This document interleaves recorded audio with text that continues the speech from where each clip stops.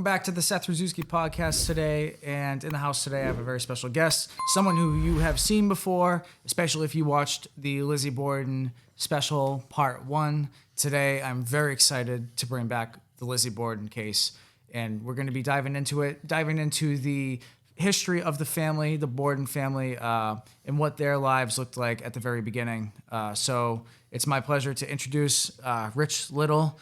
Rich Little is an author of the Cold Case to Case Closed book right here displayed on the mantle. It's a story about Lizzie Borden's life and really just her story. And before I start, I always get questions in the comments asking me what coffee I'm drinking. And right now I'm drinking Starbucks Roast. But if any of you coffee gurus want to send me your coffee or get me to drink your coffee on camera, just hit me up. Email will be in the description below. But right now, I really want to dive into the Lizzie Borden case. So, Rich, what brought us to the case, and what did the family look like? What was the family history? Can we describe the people that we see here on the mantle and who these people are, what the history of the family is? Well, everything we're going to talk about today happened before August 4th, 1892, because Lizzie Borden had two different lives. Before the tragedy and after. And before the tragedy, we don't know too much about her, but it's there if you take the time and hunt the records. I'm a digger, and that's what I do. And as far as research, when I do research a book, so much of my time is spent researching and finding information about families and the characters in the book. And that's what I did on the Borden case. And originally the Borden family came out of France, immigrated back in the 1700s. And there's a lot of names down in the Fall River: Bourdain, Bordeaux, Borden. And you can see the similarities of those names. Right. And so a lot of them have a French ancestry to them. And the Bordens were a very successful family, but Mr. Borden did not come from money. He was a self-made man, Lizzie's father, Andrew Jackson Borden. Wonder who he was named after. Yeah. So his dad was a fish peddler with a wagon that went around Fall River and sold fish.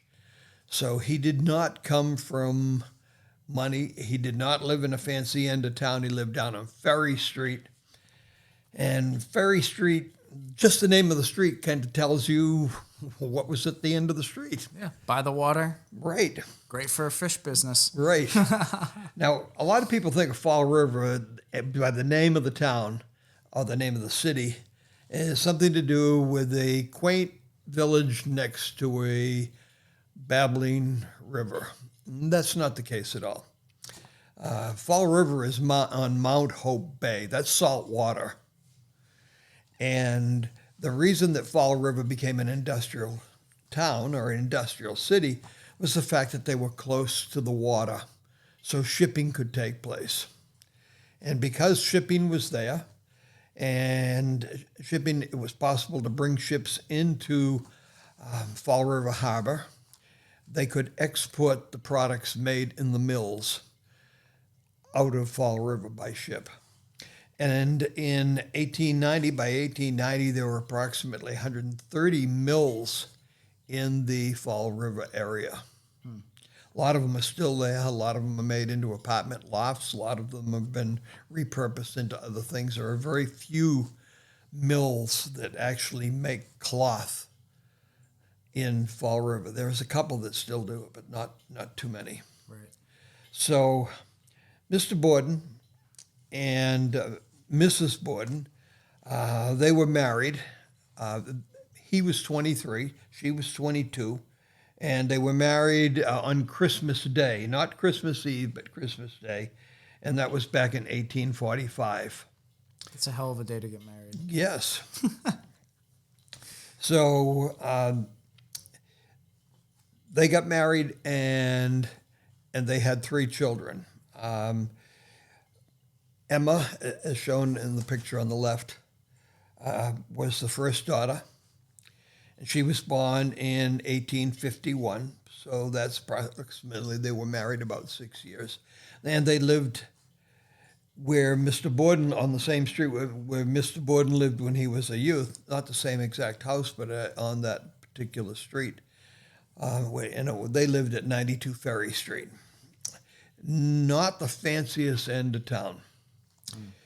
And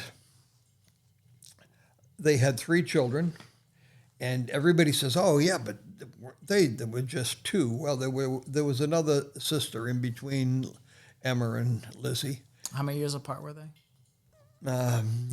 Emma was born in 1851, and Alice, that was the second, was born in 1856. Yeah, we don't hear much about Alice. No, and she passed away just before her second birthday.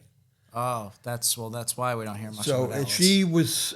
she passed before Lizzie was born. And we can go into the details which caused her death. A brain condition called encephaly, which is a swelling of the brain, and it can be there from birth, or it could be caused from an illness like meningitis. Unfortunately, back then, children were very susceptible to diseases that we don't even hear about anymore, because we've found some type of immunity for them or something like that. Right. So she passed away in 1854, and then Lizzie was born 6 years later in 1860, just at the start of the Civil War. So there's a almost 10-year difference between the 2 sisters, and the middle sister would have been about halfway between the 2. Alice would have been halfway between the 2. So that gives you an early background. Now, I've been asked, where are the pictures? Where are the children's pictures of Lizzie when she was a child and Emma when she was young? Well, people kind of think that photography goes way back. Yeah, but it doesn't. Photography. The first photography was in the 1840s and daguerreotype, and then they made tintype. And when pictures like this of Lizzie and Emma were taken, they were subject to sit in a chair and stay there in that pose as long as possible. Sometimes the photographer had a head brace that came up behind them so they could rest their head against the head brace so the photograph could be taken. Children are difficult to work with as far as taking pictures, so you don't see a lot of children's pictures from that era. Right.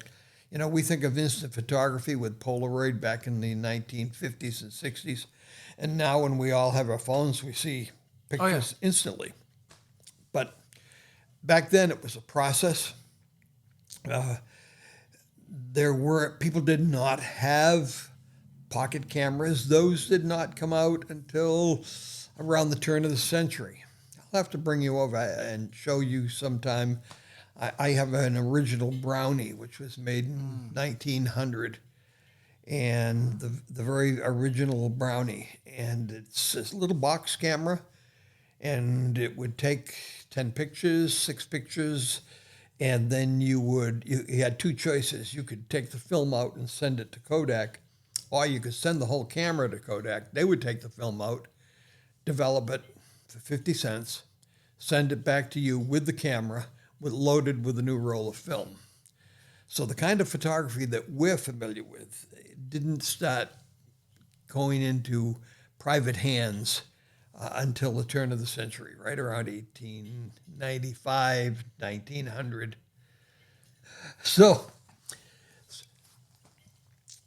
when Lizzie was 2 years old, her mother took ill and got progressively worse. And she passed just before Lizzie's third birthday. And diagnosia back then, when they filled out a death certificate, they were more or less kind of guessing because they didn't do an autopsy when someone died of natural causes. They didn't do an autopsy back then. And they put down in the death certificate that Sarah Borden, that was Lizzie and Emma's mother, died of what they called uterine congestion and spinal disease. Well, we know what the spinal disease probably was. It was probably tuberculosis of the spine, which was really serious. And there's a disease that you don't hear too much about anymore. No. And often fatal. And the uterine, what they called uterine congestion, could have been a number of things, female parts problems, and between the two, she succumbed to those two ailments just before Lizzie was 3 years old. So 2 years after Sarah Borden's death, when Lizzie was, again, almost to her birthday, almost to her 5th birthday, Mr. Borden remarried. And he married Abby Gray. And she was known as a spinster. Now, we had the discussion about that chamber pot, but we won't get into that now. But Hold your comments. but a spinster was somebody who was 30 years old, female who was 30 years old, who was not married. And she was not married, and she and Mr. Borden got married, and she was the only mother that Lizzie ever knew, really. Her other mother passed when she was not even 3 years old. And Abby Borden, who was one of the victims of the tragedy, was the only mother that Lizzie ever had, ever remembered. And they had a good relationship, as I remember. They had a interesting relationship. Many people think that the tension, if there was any, was not caused by Lizzie, but was caused by Emma. Now, Emma was 12 years old when Mr. Borden remarried. Mm-hmm. That's a different dynamics in a family altogether. Oh, yeah, totally. So you've got young adult, pre-adolescent, who had been the woman of the house for the past at least 2 years. Yeah. Maybe 3 because the mother was ill. And all of a sudden there's another woman in the house. So the dynamics of the family changed when Mr. Borden remarried. And that brings us to the time where they moved to the location at 92 2nd Street. And we'll talk about the neighborhood in a future podcast, what was around the house. It was not a dumpy neighborhood. No. Everybody that you hear stories was the motive for the crime was the fact that they lived in this terrible neighborhood and the two sisters wanted to get out of there. That was not the case. They bought a 2-family house, and Mr. Borden converted it to a single-family house. So it was a large house, 3 stories high, rooms on the 3rd floor, 3 bedrooms on the 2nd floor, a sitting room, a living room, a dining room, and a kitchen on the lower floor. And they moved to that. They moved from 92 Ferry to 92 2nd Street, and that was in 1872. So they were in the 2nd Street residence for 20 years before the tragedy occurred. So let's talk a little bit about the younger Lizzie and the younger Emma. And perhaps I didn't mention that Mr. Borden was 43 and Abby Gray was 37 when they married. Okay. It was her first marriage and his second. And if you talk about the schooling of both of these young women, they both went to public school, a school which is called the Nathaniel School, but they changed the name at the end of the Civil War, about the time that Lizzie was born, to the Borden School. A distant relative of Lizzie and Emma contributed some money, and they named the school after them. Mm. Maybe that's what they're going to do with me at Rockland if I stay long enough. They might. Maybe not. So, and the school was called the Morgan Street School because it was on Morgan Street. And then they changed the name to the Borden School after Richard Borden. And Emma went to that school. We don't have any record whether she went to Durfee High School, the same Durfee High School that's in Fall River now. Not the same location, but the same name. But we do know that after doing that, she was sent to what they called a seminary school, which back then was like a finishing school, all-female school. There's conflicting rumors of where she went, either Wheaton College, Wheaton Seminary School for Women, which is now Wheaton College, which is in Norton, or Mount Holyoke Seminary.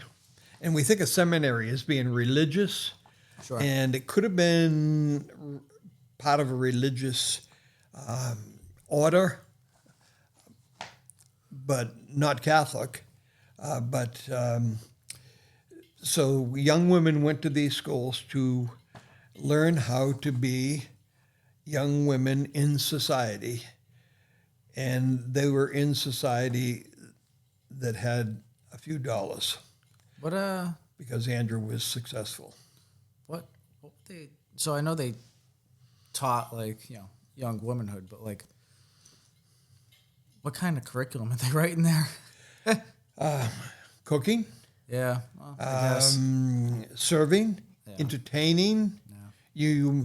You may have a cook, but the woman of the house would decide what was going to be served, and you possibly wouldn't even leave that to the cook to go get those items, because you'd want to pick out what you were going to have for dinner or supper, or if you were entertaining, you would want to have some control over that. So that's the kind of things that they learned at a finishing school.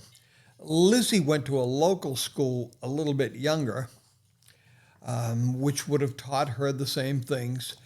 And then she did go to Durfee High School. We don't have a record of her graduating from Durfee High School.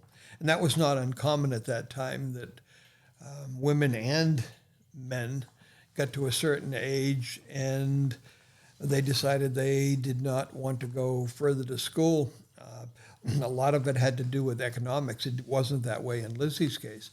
But as far as males in school, a lot of people dropped out of school when they were 16 years of age because the law was passed that you had to go to school until you were 16. And they did pass those laws to keep the children out of the sweatshops of the factories. Right. And made them go to school. And as soon as they could get out, they did get out. But she had that class ring, so that's that point of contention. Well, there's some debate about that class ring. We assume that it was from Durfee High School. And I remember when I got my class ring, I was a junior. And she gave the class ring to her father, which he wore on his pinky finger. Now, do you know what Lizzie's middle name is? I do not. Marie? I feel like that's just a common one. Well, that's French.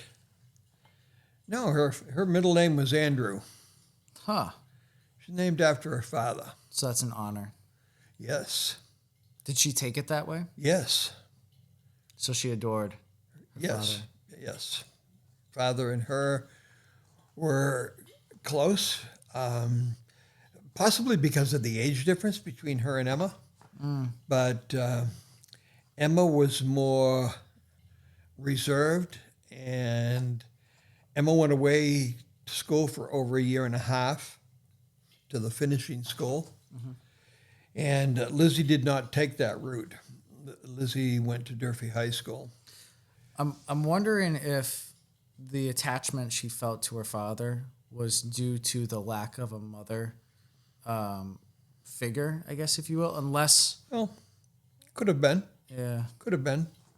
As I mentioned before, people have written books about the tension in the family, and a lot of people believe that the tension was Emma-induced rather than Lizzie-induced. How did Lizzie feel about the stepmother at that age, turning 5? This new woman's in the house. I don't know that she resented her at all, because that was the time. About that time is when Emma was sent off to finishing school. Women were sent off to finishing school. Men were sometimes either sent off to trade school or to apprentice. You wanted to be a motorcycle mechanic, you went to a motorcycle shop and worked there for either for free or for next to free to learn the business. Right. Women had two choices. They could go to finishing school or they could go to normal school. Now, a normal school back then, and this Massachusetts had quite a few of them. We had Bridgewater Normal School and Framingham Normal and Salem Normal, Worcester, Fitchburg, Westfield, North Adams. Those were all called normal schools. And they taught women to become teachers. 2-year program. And all of those schools that were state normal schools became state colleges, and more recently, state universities, because they offer higher degrees. Yeah. So Bridgewater, a normal school, became Bridgewater State College, and now is Bridgewater State University. Yes. And the same with the other. I will be there very, very soon. So the normal schools were to train women primarily. I never had a male teacher until I was in the 6th grade, and he was also the principal. I don't remember my first male teacher. And then when I get into middle school, what they call middle school now, they called it junior high when I went to school. There were several male teachers in that environment, and more male teachers as you got into high school. But in elementary school, all female teachers except for the principal. Yeah. So you were talking about how she was honored to have her father's name as her middle name. Right. And where does that bring us to? It brings us to the fact that now they're no longer adolescent women; they're young women in their 20s. Not sponsored. And they had normal lives. Everybody has the picture. Not everybody. Some believe that Lizzie was an oddball. Right. Strange, aloof. Maybe we can address those beliefs. Had a lot to do with her upbringing, the fact that her dad was successful. He and a guy by the name of William Almy, A-M-L-Y, started a furniture business. And this was after he got married to the first Mrs. Borden, Sarah Borden. Several years after that, Bill Almy, William Almy, and Mr. Borden formed a company, Borden, Almy and Company. and they made furniture, tables, chairs, rockers, coffins, Yeah. caskets. You know what the difference is between a coffin and a casket? I'm going to have to say a coffin is for burial and a casket is for display. That's my guess. That's a fine guess. But in that era, in the era of the mid 1800s, a coffin was either 6-sided or could even be 8-sided, wide at the shoulders, thinner at the, so it had that coffin shape to it. Yeah. Where a casket was rectangular. Yep. And they were both made out of wood at the time, and the Borden Almy Company made both. In fact, Mr. Borden had a side gig going where he would, he was not an embalmer, but you could call him a funeral director. So someone passes away, they would call up Borden Army and say, we have someone who's deceased, and we need somebody to plan all of that. And he would suggest an embalmer who took care of that. He did not do that. They would supply the casket, they would supply the stand, they would rent them the stand and all of the accoutrements to go along with a funeral. Sure. And all funerals were held in homes. Right. There were not funeral homes. They were private homes. Mr. and Mrs. Borden were displayed in the downstairs living room, dining room area of their home. Was that a closed casket funeral? My understanding is it was coffin? not. Was it a casket or a coffin? They were caskets. Casket. So it was not. So it was an open casket. How did that work with the removal of the skull for the court case, or was that after? Well, that was after. That was after. That was after. That was after the funeral. Gotcha. The day of the burial. If you want to learn about that, you got to check out the first episode where we discuss the aftermath. We're going to talk about later on, not today, but in an upcoming episode if we have time. Sure. I have all the time in the world. Well, we're going to have one on the funeral.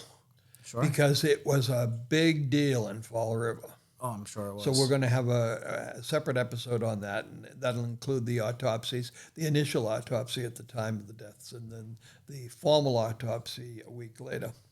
So we'll get into all of those details. So back to Lizzie and Emma.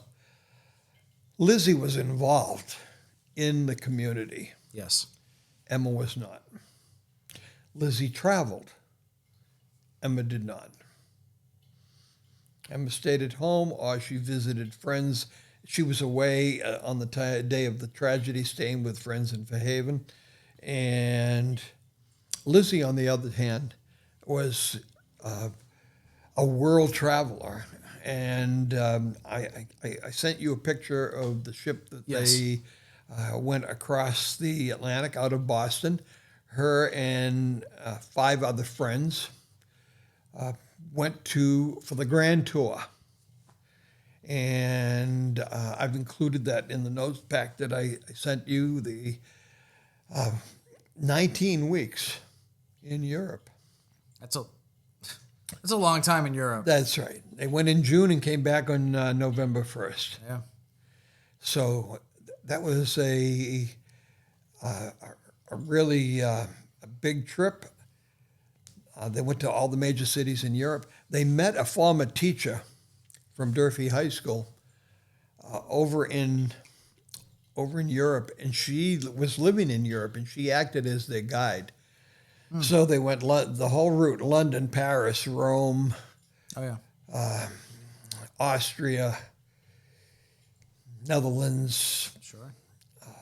Belgium, all the sites in the Colosseum in Vatican City, and all of those places that are in the Rome area, and Pompeii, and places like that in the Naples area. So they were 19 weeks in Europe. Most of their travel in Europe was by train. Trains in Europe, as now, were a real special means of transportation. Sure. With first class and second class coaches and things like that. Yeah. The ship that they went over was a steamship, and if you show the picture, everybody's going to say, what are those masts that are on there?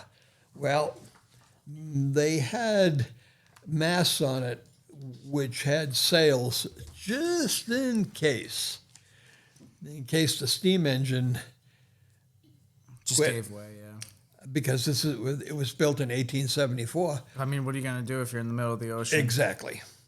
Now, you have a backup plan. Now, if you go 20 years later, if you go from when Lizzie traveled in 1890 to 1910, we were building ships like the Titanic and the Lusitania and the Olympic. I'd like to do an episode on the Titanic. Yeah, we can do that. And those ships had multiple boilers. Yeah. So if one quit, you had 5 others to keep you going. Mm-hmm. Because the steam engine had developed over the Industrial Revolution of the 1800s. And so by the turn of the century, it was the way to go. Mm-hmm. So Lizzie made this big trip, came back, was celebrated. The group that she went was celebrated in the church that she was a member. She went to the Central Congregational Church, and her parents went to the First Congregational Church of Fall River. For some reason or other, that was something that concerned the police department. Separate churches. Separate churches. Why does she go to a different church than her parents, even though they were the same denomination? Mm. And the reason that she did, because she liked the Central Congregational Church, and the Central Congregational Church is affiliated with a school that taught immigrants, children of immigrants, taught them English. And Lizzie taught immigrant children English in this church-run school. She checks all the boxes. Yeah, and how? And it goes on. I know. She checks all the boxes. Fall River at that time had a hospital. And the hospitals were getting, larger cities had hospitals. Now, Fall River in 1890 was a big city, one of the bigger cities in Massachusetts. It's stayed about the same population. It has. It's still right around 100,000. Yeah. And the census of 1880 said that they had 76,000 people. In 1890, it was about 92,000 people. So it was approaching the 100,000 mark. Right. It was so large that they had a police department of 125 police officers. It's insane. So it was a big city, and there were a lot of people, a lot of diversity, a lot of immigrants, because they worked in the mills. Yeah. And there was a note that somebody put in comments that we had on the first podcast that Mr. Borden was a miser, and he was this and he was that, and he was cheap, and they didn't have electricity. Well, electricity came early to Fall River because Thomas Edison picked it out as, you know what, there's a lot of factories there. Yeah. And if I put in a power plant, I bet a lot of those factories would buy electricity from me.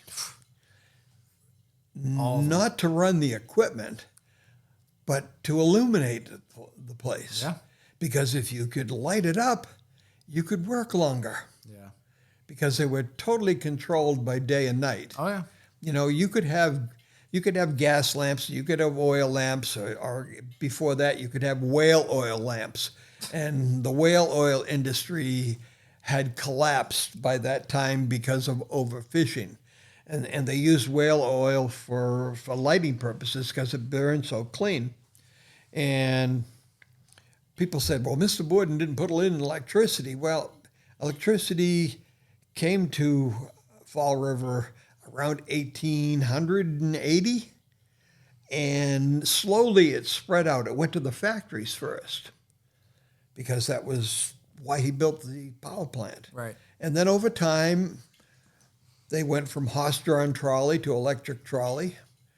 Over time, more and more places had telephones. Yeah. Mr. Borden did not have a telephone. The house next door did not have a telephone. And that was the former residence of the mayor, because telephones weren't around. Right. Telephones were an invention of the late 1800s. I know. To me, I've always had a telephone or a cell phone. Like, I remember, kids now just don't relate to it. But like, I remember like getting home from school, and I can still remember the phone numbers. Which you ask someone who's 10 years younger than me, they don't know the phone numbers. No. And I would sit there, go to my mother's computer desk, and I'd dial up my friend's phone number and call them 105 times a day, you know. But Mine was 645M. yeah, I remember, I'm not going to say the first couple of digits, but 2526. And the reason it had an M at the end of the phone number was we did not have a private line. We had a party line, which means somebody down the street had the same phone number as we did with a different letter at the end. You pick it up, you see, oh, they're still talking. So you'd hang it up. Oh, my God. Disaster. But So- hey, I mean, I didn't create it, so I'm not going to. So that's how Fall River was. So over time, it became more and more electrified, more and more telephones. But at the time of 1890s, Mr. Borden was still lighting his house with kerosene lamps. And although they did have street gas, what we call natural gas, and they did have that, but people were really leery of it because it was explosive for one thing, and it didn't smell. Right. Now, the street gas that we have now, which we call natural gas, has an odor to it. That odor is added. Yeah. So if it does have a leakage somewhere, you smell it. Right. So the smell was added as a safety feature, and they didn't have that back then. So he maintained having kerosene lamps, lanterns, or table lamps that had kerosene burning in them to illuminate. And so that brings us to, we were talking about Lizzie and the other things she was doing. As I said, they had a hospital in Fall River. She was on the Women's Board of Trustees of the hospital, founding member. She was in the Young Women's Temperance League, which meant that was an anti-alcohol group of women. And she was an officer in that group. So she's very proper. Yes, she was a member of the Flower and Fruit Society.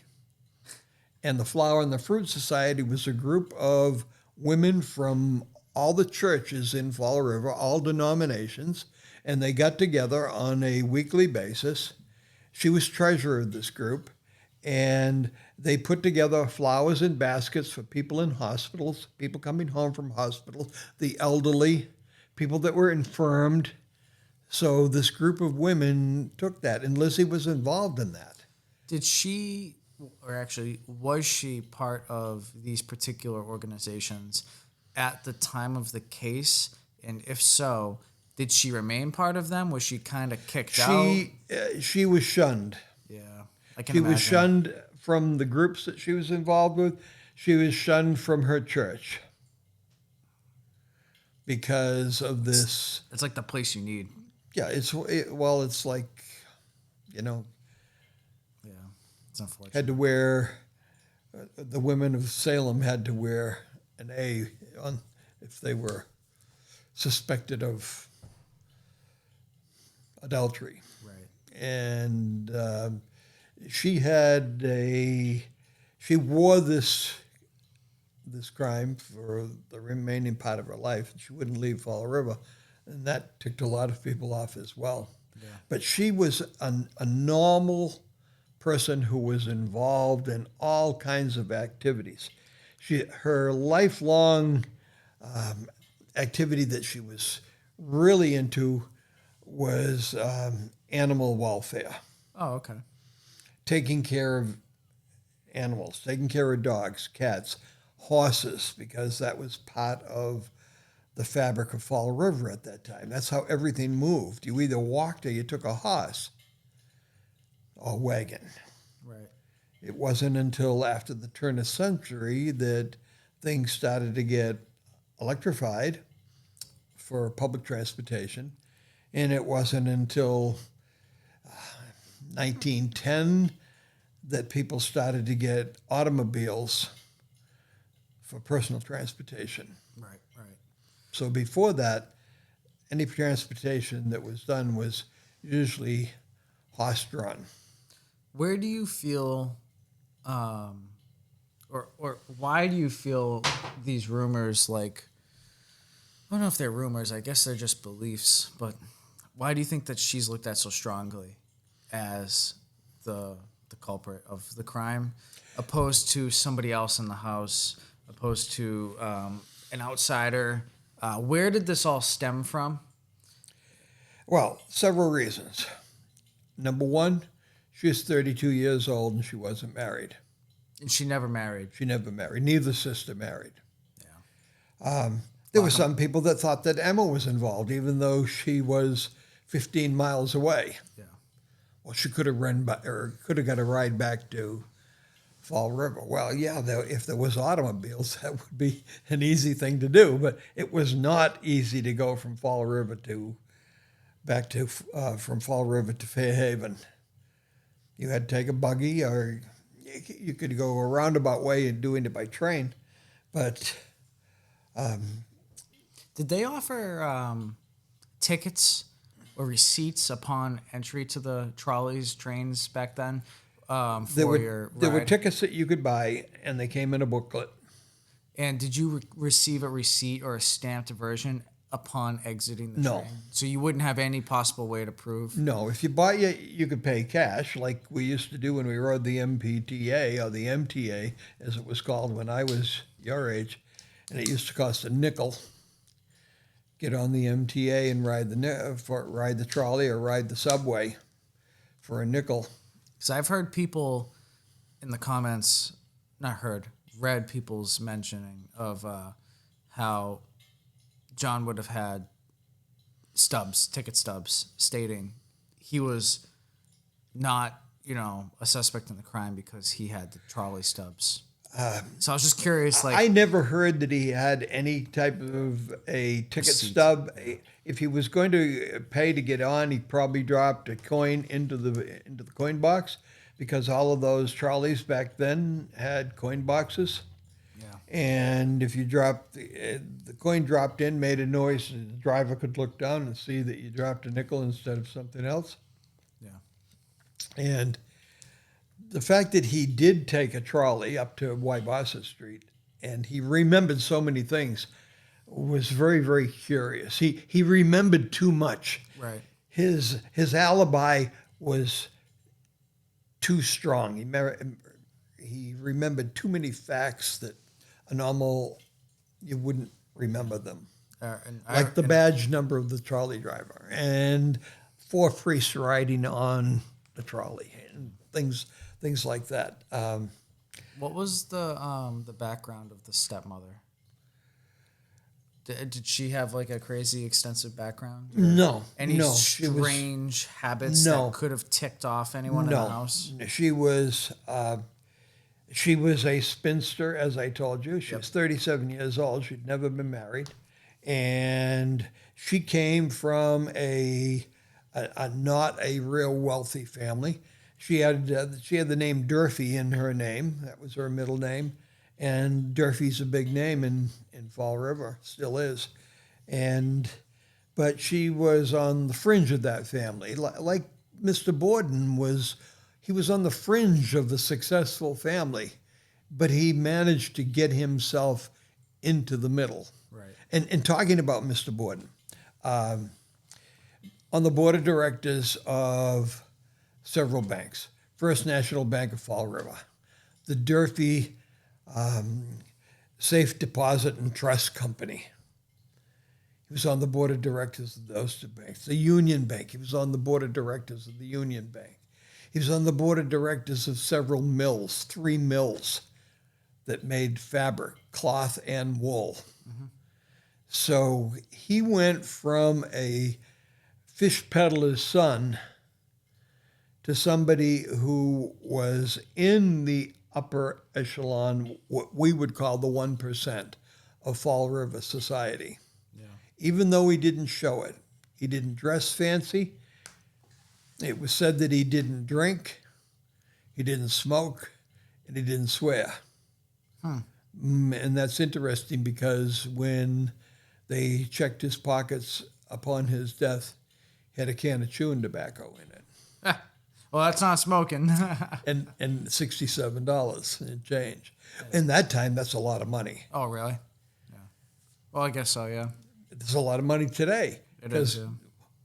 How much you got in yours? I got none. No cash. No. Actually, I think I got $8 in we cash. We have become a cashless society. I guess so. Over the last 20 years.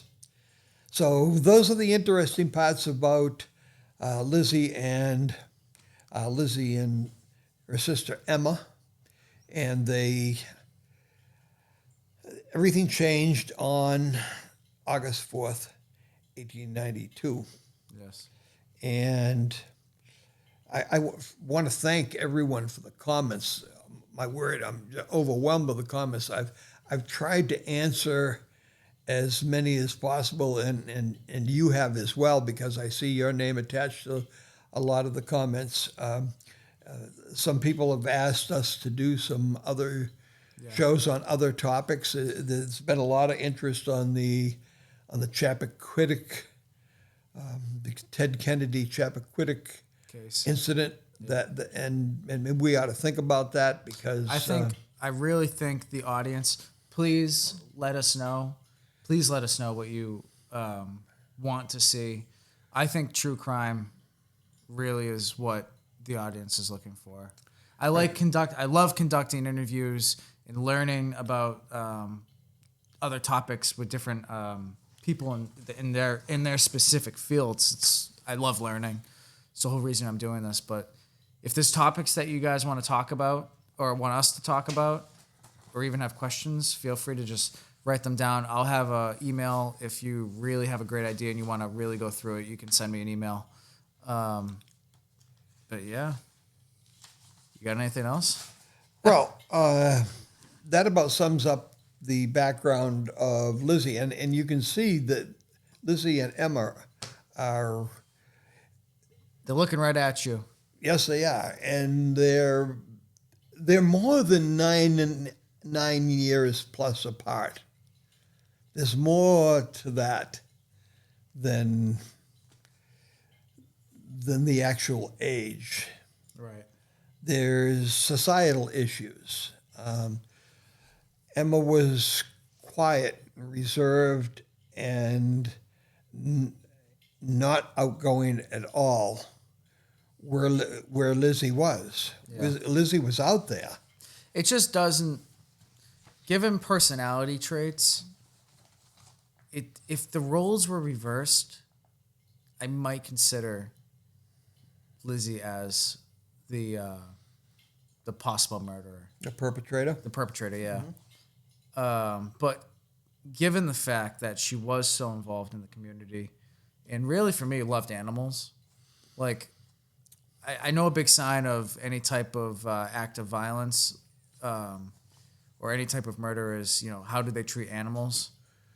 And well, we discussed, and some people sent comments saying that we did not really come up with who the person is that was who I thought in the book, who my conclusion is, and I thought we'd come to the conclusion, and kind of I made that conclusion to the audience that I believe that Uncle John Morse was the perpetrator of this. And I can totally see that, but the only point of contention in that theory for me is the fact that Lizzie was in the house. So was Bridget. So it's like, Bridget Sullivan, by the way. Yeah. I'm not going to make that mistake again. No. Hey, it happens. It was early. We filmed early in the morning. It happens. I only had 1 cup of coffee. Usually I'm drinking 4 or 5. The interesting part is somebody sent a question and said, what was her maiden name and what was her married name? And yes, it was Sullivan. Yes. She married somebody named Sullivan. Yes. And no relation, and not around here. She passed away in Montana. Now, the interesting part about this seems like ancient history as we're looking back 130 years. Very recent. However, Bridget Sullivan passed away while I was alive. Yeah, that's wild. She passed away in 1947, right around my 5th birthday. I was not alive at that point. You weren't there? You weren't at the party? No. 99. So that's the early years of the Borden sisters. They were brought into society, and they were in the upper 10% of wealth, Lifestyle. as in the Fall River area. Yeah. So they were. Their father was wealthy, and we talked about that the last time, that when he passed away, if you totaled all of his properties and all of his assets, in today's dollars, it would be somewhere between $13 and $18 million. Yeah. And that's, as they say in the business, that's not chump change. That's not. It's more than I got. Right. It's more than I got. I'm hoping for donations, but that's more than I got. He did very well, and worked hard to do it. Yeah. He was not born with a silver spoon in his mouth, as is often the case where money begets money. Mm-hmm. He was born and lived in the poor end of town, and over time he moved up to 2nd Street. And we talked about this last time, that he was in the process of moving to what they called the hills of Fall River, which was uptown, real fancy. And he and a relative have decided to purchase a large piece of property. They were going to subdivide and build bigger houses up there. And they had decided they were going to do that, but the tragedy intervened before the purchase and sales agreement could be signed. It was going to be signed in mid-August, and the tragedy was on the 4th. Yeah. Thursday, the 4th. Yeah. So I hope that gives everybody a picture of who the Borden sisters were. The 3 of them. Most people think that there were only 2, but there was a 3rd sister that passed away. And that's part of the family dynamics as well. And It is. I have had people tell me when I'm out talking about the Borden case, that the fact that Emma lost her younger sister when she was about 10 years old really could have affected her. It could have made her the reclusive person that she became, that she did not want to get close to people because she was close to her sister. And we're only conjecturing, but that's a possibility. Yes. Do you want to talk about your book? Well, the book's doing real well. We just had another printing. I was over there on Thursday when the rain was coming down, Oh my God. and they're in storage. That would be my car right now, and my SUV, and they're going fast, which is good. I thank everybody for your interest. When people ask me to personalize it, I try to do that. It's more difficult to personalize the book going through Amazon than it is going through eBay. eBay has a place right on their link where you can put in what you want it personalized to, and I'm happy to personalize it to anyone. I had an interesting one, and I hope that viewer is watching this particular segment. They wanted me to personalize the book to Elizabeth, who always wanted to be called Lizzie, and I thought that was kind of a cute one. I had one person in the military who purchased a book, and I want to personally thank that person for their service. Here, we're filming this on Memorial Day. Yes, we are. And somebody wanted it personalized, and it was somebody local in South Boston. And for some reason, it didn't come through on the personalization. eBay said it did not. And so I called the person, and the woman was absolutely thrilled that I would call her to find out how she wanted the book personalized. But I make every attempt in the world to personalize the book. You can put down to a particular person or persons or funny saying. Sure. And so it's much easier to do that on eBay. And the price is the same whether you go eBay or Amazon. Awesome. Well, Rich, I want to thank you so much for coming by. Well, it's good to be back Episode here at the big house. The big house. And hopefully we'll have episodes coming up. Yes. I definitely want to talk about William Bradford. We got to do a ones and twos episode. Those are definitely, I want to learn about them, especially William Bradford. I don't know much about that, but I want to take the time to sit down, read the book, sit down, do the research, learn about it, learn about the history. That's an interesting, that was an interesting topic. I didn't know William Bradford from William Penn. Yeah. And as far as his place in history, it always seemed to me when we lived near Plymouth, we're not that far away, Nope. that if you talk down to Plymouth way about William Bradford, he's revered there. Mm. However, when you dig, as I did, you found out that it was a little more. He's got history. Yes, it was a little more controlled than was presented. He's presented as being the hero of Plymouth Plantation, and maybe that's not quite the case. He controlled Plymouth Plantation. And I think you and I don't know if it was in the last broadcast or not, that all this area where we are now, this part of the South Shore, which includes Brockton and the Abingtons, and that part was owned by Miles Standish of Plymouth Plantation. And Miles Standish and William Bradford and Winslow owned most of Plymouth County by the time they got to be older men.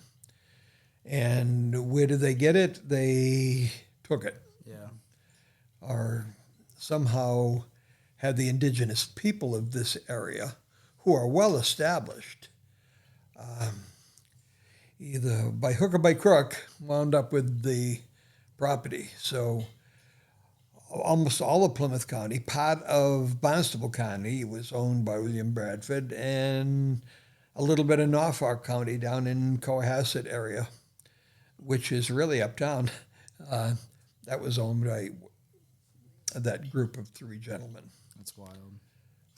But that's going to wrap it up. That's another story. Yeah, for definitely. another day. That's going to wrap it up for today's episode of the Seth Rzuski podcast. I want to thank every single one of you for watching. If you guys have any questions or comments, or you guys want to start a discussion, I encourage you to make those comments down below in the description below. Rich and I are always on the comment sections looking. We text back and forth about viewership milestones, and we're always sending messages back and forth. And we work together. Yeah, we do. We work together in the same building too, so it works out pretty well. I'll bump into them in the hallway and stuff like that. But and if you guys have any other true crime cases that you guys want us to cover or want us to look into and discuss, I'd be absolutely happy and ecstatic to see those in the comments below. So please be sure to leave a comment, like, subscribe, and follow for more. And if you are looking to sponsor the show, I'm always looking for coffee sponsorships. So please go ahead and just shoot me an email. I will be looking forward to those. But I think that's going to wrap it up for today, Rich. Thank you very much, Seth, for having me back. Thank you, guys. Have a good night.